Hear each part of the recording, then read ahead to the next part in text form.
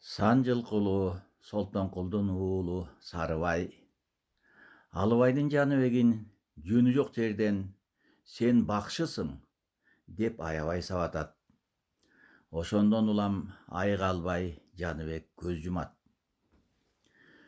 Күйүткө баткан атасы Алыбай: "Ыйыгым эле Жаныбегим, сен Сарыбай ач бел көк музда азабыңды тартаарсың. Атаң Солтонкулдан калган сан жетпеген малдарыңдын убайын көрбөй талоонго калаарсың" деп сыздаган экен. Чындыгында 1916-17 жылдары Текестин чегирткесинде болгон малдарынан, жылкыларынан бүт айрылып, өзү жаман абалда калган Сарыбай өлгөндө эптеп эле көмүлгөнүн эл айтат.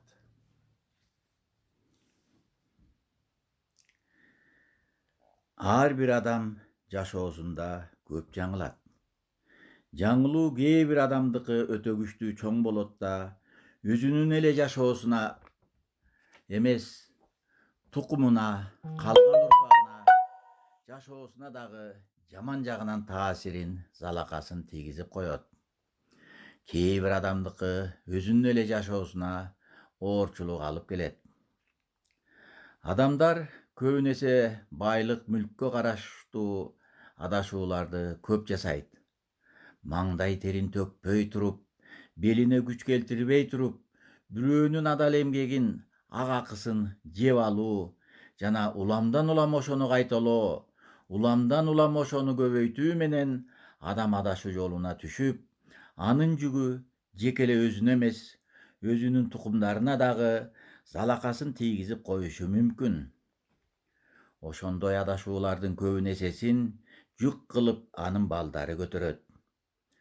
Балдары ата тектин жүгүн көтөргөн учурда өзүнүн эмгеги менен жараткан үлүшүнө ээ болбой калат. Себеби ошондой ээлик кылуучу нерсени анын атасы башка бирөөнүн адал эмгегинен тартып алып, ошонун жасасын өзүнүн өмүрүндө актап бүтпөй, тукумуна калтырып коюшу мүмкүн. Аталар адашууда калган ошол тукум көбүн эсе өзүнүн ак эмгеги, адал мээнети менен жеткен эмгегинин үзүрүн таппай калат. Дайыма сунган бойдон, кол сунган бойдон кармай албай агызып ийиши мүмкүн. Эгер адам бирөөнүн көңүлүн бузуп, алдамчылык жол менен бир таза ойлуу, таза негиздүү адамды жолдон бурса, бирөөнүн убалына калса, ал адашуусунун жүгү күчтүү болуп, тукумуна өтүп кетсе, анда анын балдарын бирөөлөр дайым кол жоолуктай кылып колдонуп, анан таштап турат. Бул дагы ата тектен келаткан жүктүн бири. Ушул улуу сөздөрдөн өзүңөргө акыл таап, тажрыйба топтоп, иликтөө кылып, тууралыкты таразалап, ушул жашоодон ак караны таанып, баалуулукту багып, жаман нерсени ылгай билип, жаман нерсени топтобой, агызып ийип жүргөндү үйрөнгүлө. Акыл силерге тирек болсун, акыл силерге жөлөк болсун.